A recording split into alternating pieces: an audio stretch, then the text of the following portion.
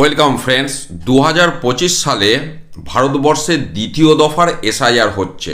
প্রথম দফায় বিহারে হয়ে গেছে, কিন্তু অবাক করার মতো বিষয় সেখান থেকে কিন্তু নির্বাচন কমিশন কোনো শিক্ষা নেয়নি এবং এই যে 2002-এর পশ্চিমবঙ্গের যে হার্ড কপি ইলেকট্রাল রোলের, তার সাথে সফট কপি মানে যেটা ওয়েবসাইটে অ্যাভেলেবেল, এমনভাবে ডেটাগুলো ফেচ করেছে দিয়ে অসংখ্য বানানে ভুল হওয়ার জন্য মানুষের যে এই ভোগান্তি, সেই ভোগান্তি থেকে একটু প্ল্যানিং করলে কিন্তু আগেই সুরাহা দেওয়া যেত বা নিষ্কৃতি দেওয়া যেত সেই লক্ষ লক্ষ ভোটারদের।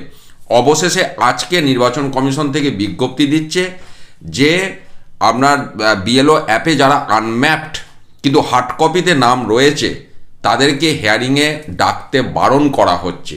তা এই বিষয়টা যদি যখন এনুমারেশন ফেজ চলছিল তখন যদি বলা হতো, তাহলে এই মানুষগুলো আজকে ডকুমেন্টের জন্য চতুর্দিকে ছুটোছুটি করছে।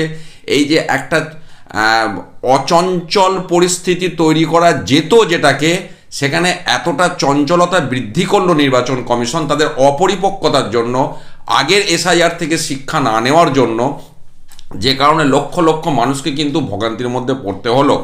অবশেষে যেটা বলা হচ্ছে, এখানে টার্মটা কি দিচ্ছে দেখুন, due to incomplete conversion of PDF of 2002 electoral roll. আপনারাও দেখেছেন অনেকে নামের বানান যখন প্রয়োজনী ম্যাপিং বা সেলফ ম্যাপিং করেছেন, দেখেছেন বাংলাতে যে নামের বানান, যে নাম ওখানে দেওয়া হয়েছে একদম সব ওলট পালট হয়ে গেছে।